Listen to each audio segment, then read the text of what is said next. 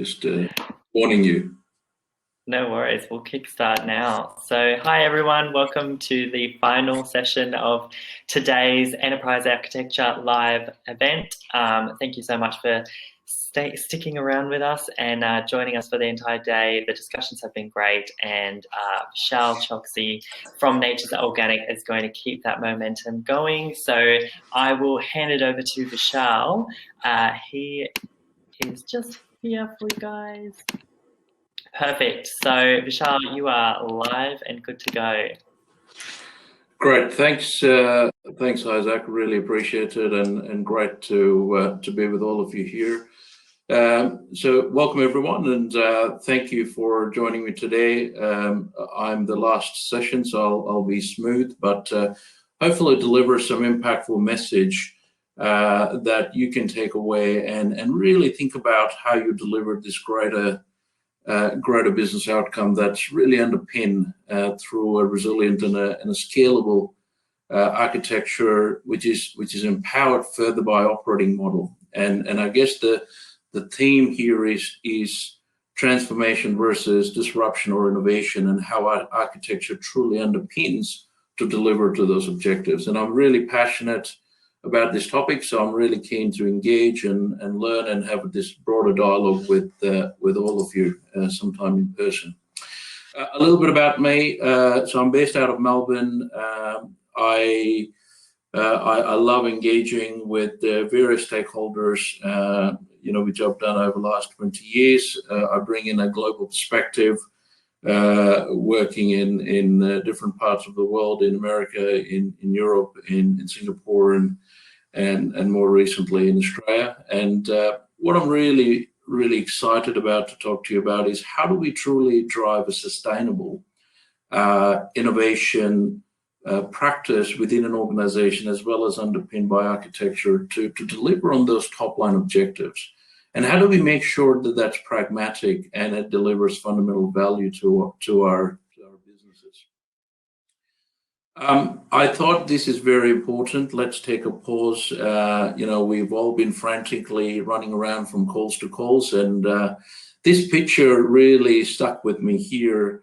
As the pandemic has changed life all around us, this picture truly resonates with me in terms of how our lives have changed and how we are now digitally connected rather than physically connected, which is what my preference is. So I hope you all are well, and I just wanted to reflect on the year we've had, and we're still not out of it, but we are resilient and we're going strong.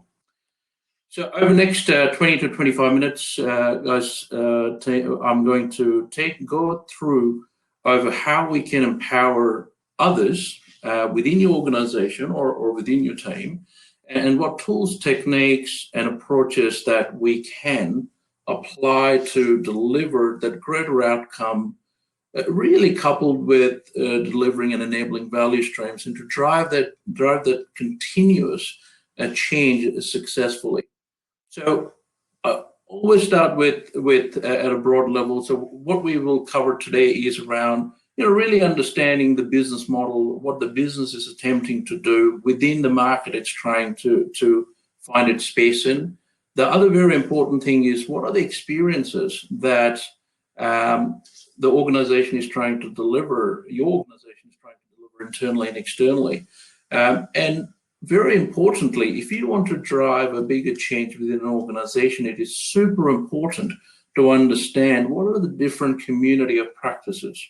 And I call it community of practice rather than calling about architecture practice, because as all of us know, architecture is one of many practices within an organization that we really work collaboratively with to drive a bigger change. And I think that's very important that we understand that from a holistic sense.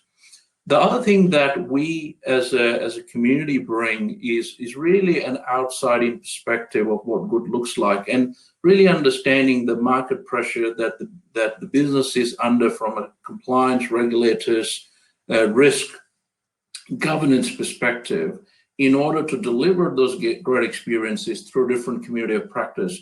So the way I see is that we are a true enabler in order to achieve those top line objectives if done right in a cohesive manner.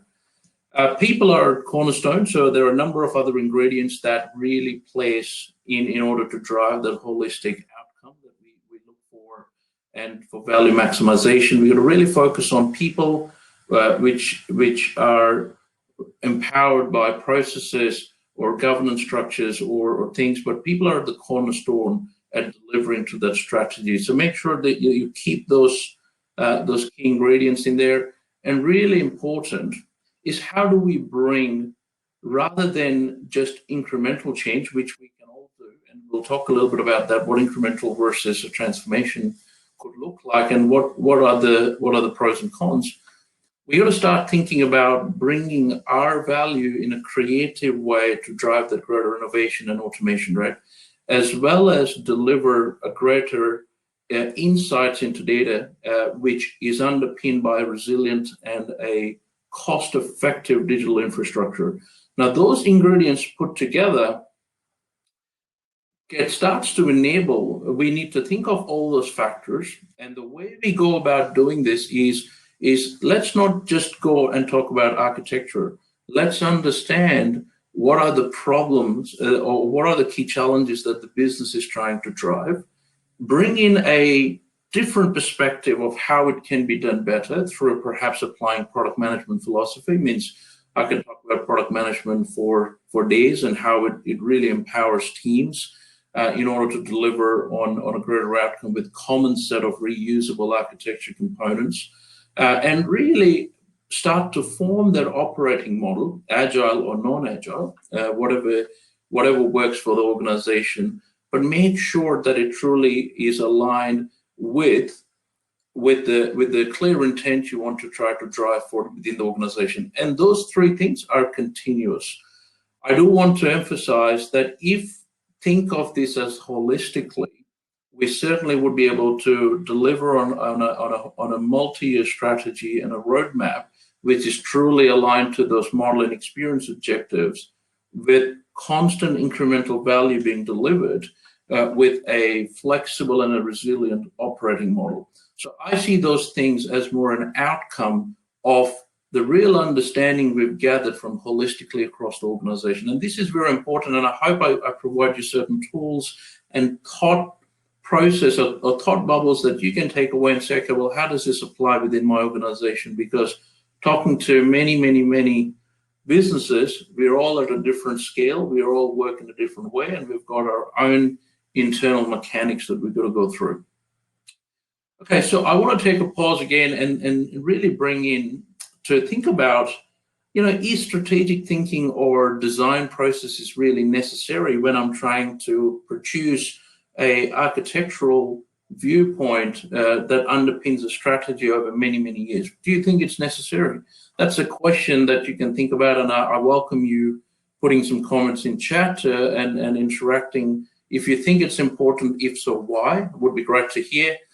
I truly believe that design philosophy or creative thinking is very important if you want to drive a fundamental change or a shift in and provide a strategic viewpoint. Now, this is a great picture that you see on the right-hand side, and I see that all the time, that we are creatures of habit. And what we start to do is we start with the knowledge source, which is on the top right. So knowledge is empirical learnings that we've had over years, and we can reapply. And that's fantastic. And that's what naturally your logical side of brain will start to apply.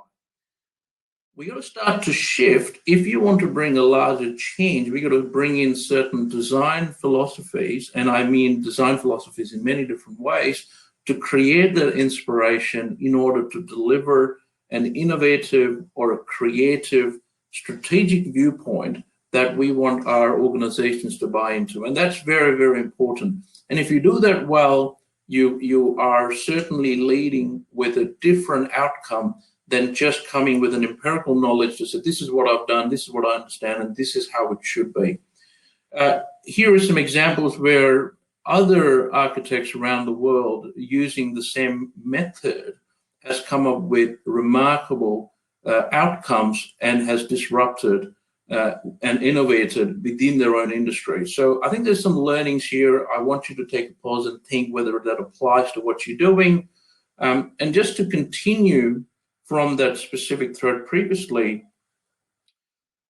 think of this as a meta model when you're trying to solve a problem, you're trying to put an architecture viewpoint together, or you're trying to put a strategy together, is you always start with that initial thinking, right? So you have a thought, you start thinking, and very quickly you constrain yourself to a logical side of your brain, right? So these are the soft skills that we as a group really need to embrace in order to drive a really integrated approach in order to deliver the greater outcome. So what I'm showing here is we start with knowledge. We should understand what are the inspirations, your inspirations, whatever they are. Could be your kids, could be your family, could be at work, whatever they are. Use those and think about how do you be creative in delivering a message, because I see over and over again is we as a community, we have a great insight and knowledge, but we need to be able to make it interesting in order to get the hooks within the organization to actually drive the bigger change in a collaborative way. Now, we all know this, and I might be stating the obvious here, but there's lots of noise within the business, within the community, within the different avenues at large. And I really wanted to emphasize that there are different forms of change. We got to make sure that as a thought leader within our organizations, we start embracing and actually correcting and providing context of what the organization is trying to do in order to really align to their objectives, their success, and show that incremental value. And part of that is really education and collaborative education and empowerment.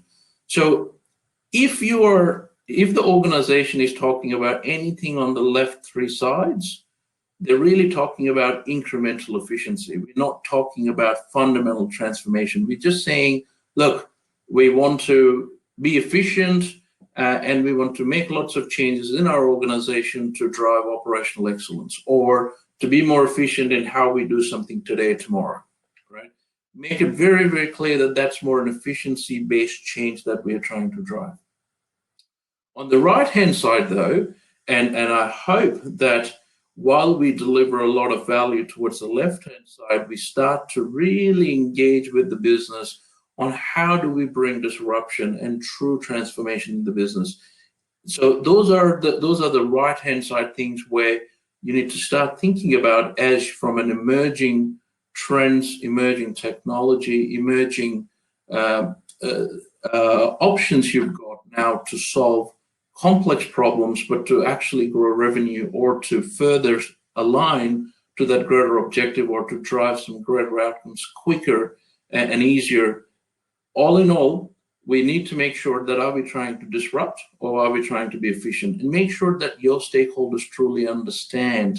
It could be hybrid as well, right? But so be it. But make sure that that is very clear.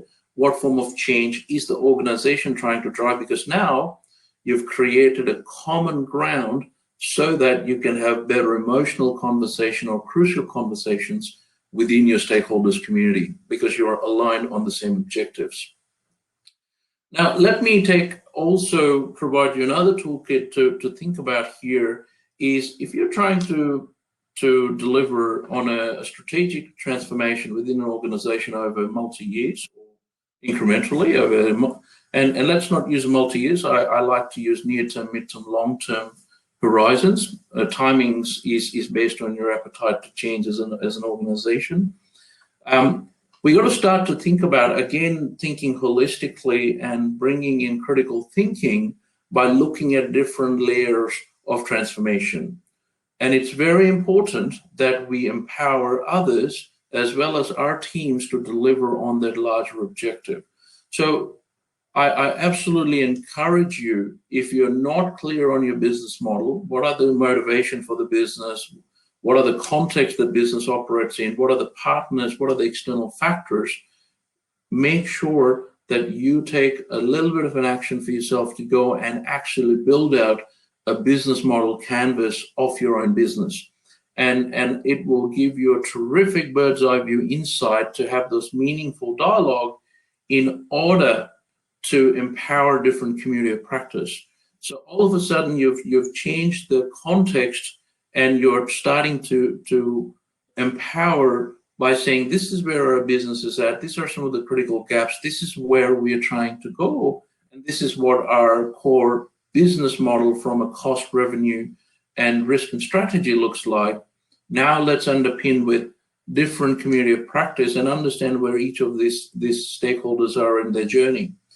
We also need to think about how those experiences are delivered through those community of practice through different mechanisms, through a value proposition canvas or empathy maps. If you haven't used them, I strongly encourage to get familiarity and understand how you can empower those other teams, if they're already using them, to leverage, to build out your architecture viewpoint, as well as to empower them with what you're thinking in order to, as a blueprint, from an architectural blueprint that you're trying to deliver. Further, we also need to think about a transition from sort of strategy to execution, and understand what the operating model is there, and how things are being delivered to your end customers in order to have a greater impact. And last but not least is make sure that we have a reusable building blocks and a holistic view on certain core components that can be reused over and over again, and becomes a basic building blocks in order to deliver on each of those outcomes. So that if there was anything I would take away from here is make sure that you have a blueprint in the way you prefer that provides you an overall insight into how the business is operating, to how you're going to underpin through an architectural blueprint that supports each of these different capabilities within the business. Okay, so we've spoken a lot about different layers of transformation. We've spoken a lot about creative thinking, etc. But one other thing that is absolute current and is happening, whether we are seeing through the lens of internal or outside, is that operating model is fundamentally shifting. What do I mean by that? So traditionally, the development model was very waterfall. It shifted itself to being agile, and now there is lot push of self-organizing DevOps teams to try and deliver a greater continuous outcome. So there's a shift in development model. There's a clear shift in the release model as well. Means, I've seen where organization deliver yearly increments or quarterly increments. Now, is that good enough? That's the question we're asking. And the reason why I'm taking you through this operating model changes is because this has a direct impact in your decisions in order to empower others of how you're going to set the architectural building blocks in order to deliver that maximize the value. Because remember, the whole function of an architecture function is to really show a vision and really empower different practices happening inside the organization of how you're going to take them on a journey. The practice of changes, we've seen many organizations started to shift from more process-centric view to a value-centric view. And what I really mean by that is they are self-fulfilling from start to finish. So for example, with a bank, it could be that they have a mortgage tribe that goes from start to finish of everything to do with how that value is delivered to the customer. And that's terrific, because that value stream can deliver continuous improvements through release models using DevOps philosophies, right? Hosting models have changed. Sourcing models have also changed. We used to traditionally be in-house. Now people are hybrid. There's a lot of shift to cloud. Specifically, if anything, COVID-19 did is brought a seismic change in order to go faster. And more importantly, how you interact with the larger ecosystem has also changed from, sort of a tapping on asking to deliver a specific service. Last but not least is the support models are changing. And I really cannot emphasize here is that we as a community, we really got to start to have a better dialogue of how do we empower the mid and the bottom and the transitions that are happening within this operating model. More importantly, understand what is the operating model set within the organization, because that should be a key underpinning artifact or a viewpoint that you take to deliver a greater outcome from an alignment to what the business is trying to do, and how the technology is underpinning and enabling those clear outcomes. I've got one more slide, but I thought this was really, really important, is to also start to understand, you as an organization, where are you in this journey? Are you in a sustain phase, optimize phase, or innovate phase? And you can see that sustain is generally what I see a lot. People do lift and shift, and that's a word used very, very often. And that's perfectly fine, nothing wrong with it. But that's sort of going in a traditional sense of an incremental way. DevOps is clearly, and even SRE practices are starting to take a lot more momentum in terms of delivering to a specific value stream outcome. So think about it, how you are aligning architectural decisions or community of practices within architecture to shift more towards the right in terms of optimize and innovate, and what does the transition looks like? So the diagram here is really to think about where you sit as an organization. Are you just in a sustain phase, or are you shifting towards optimize, or you're a hybrid? And it's okay to be hybrid, but make sure that you provide that viewpoint back to the business in order for them to understand how your architecture is aligned to where you are, but where you want to go. So Riz, these are some of the key takeaways. Really, the first thing is you got to really reimagine, are you disrupting or are you incrementing? Make sure you apply experiences, but take some design philosophies and capabilities, and not other way around. I am a true believer, when you want to drive a bigger change, it's a team effort, and absolutely think like a day zero, or I would call day one, and lead with empathy. So to that with end, I've run out. I wish you all the very best, and I good luck with your next digital disruption, and I'm open for any questions.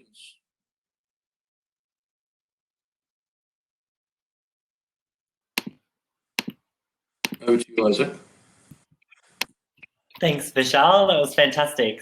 Thank you for joining us this afternoon this morning. It's not the afternoon yet, sorry. This morning, and sharing your insights. That was a really awesome presentation. I really appreciate you joining us, and I'm sure the audience did as well. I do have a question for you.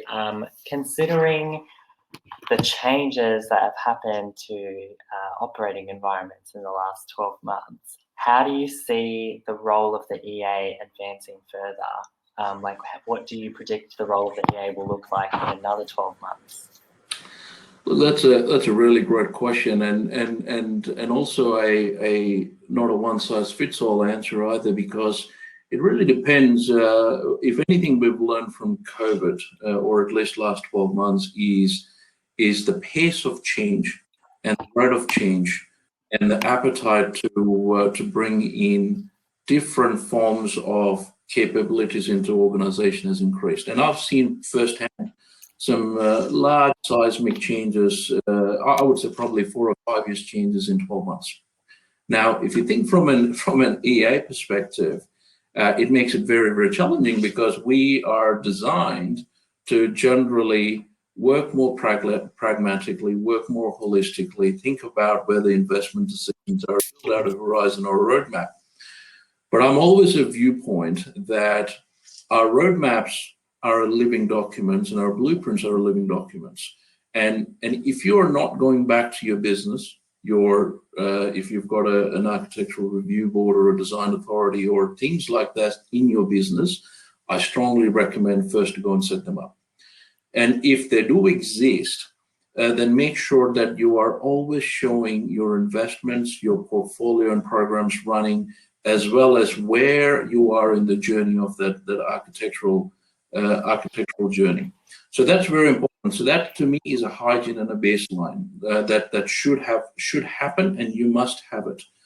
Moving forward, the way I see is that more and more there's a paradigm shift in clearly in cloud, in edge computing, in platform components. What that means is we as an EA should become more as a consultant, and we need to engage with a large, broader ecosystem and really bring in an outside-in viewpoint rather than doing it organically in terms of what makes sense and what's the expedient way to deliver on that business outcome, because believe me or not, the operating model is going to change, and it is already changing.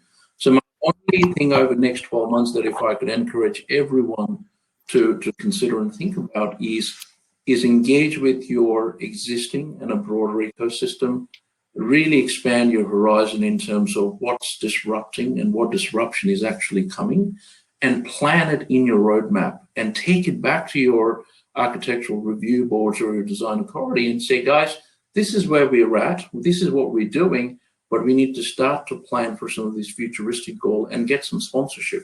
And all of a sudden now you'll become a thought leader in empowering others on where you want them to head and how does it align to business. So not a simple answer, Isaac, but I hope that provides a viewpoint on how, what are some of the things that has happened and where we should be shifting as an EA practice. Yeah, no, absolutely. And I think it's very important for the community to engage with each other and, you know, talk about topics with one another and talk about challenges with each other so that they can learn from one another. I think that's very important. And thankfully, we have these types of events to provide those kinds of platforms for everyone to do so.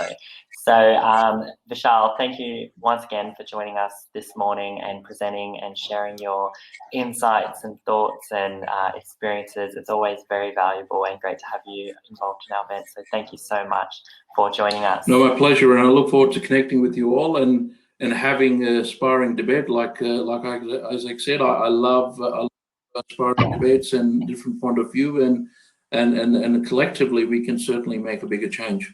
So thank you, Isaac. No worries, no problem. And I'll just quickly add, I just want to say thank you to all our speakers for the day, because this does conclude the morning. So Mark Crawshaw, Yang Dong Fan, Vishal, and also Chris Day. Thanks to those guys for all joining us this morning, sharing their insights, and then thank Apples and Denodo for sponsoring the event, because without them we wouldn't be able to put on such things. So it's very, very great to have everyone's support, and thank you to everyone for tuning in to our sessions today. I hope you all take something away from it. But also I'd like to quickly point out that we will hopefully, if everything goes smoothly and everyone wears their masks and stays inside, we will have our in-person event, the Enterprise Architecture Summit in April. So keep an eye out for that, and we hope to see you in person then. So have a great rest of your Wednesday, everybody, and a good week. Cheers. Thanks, Isaac.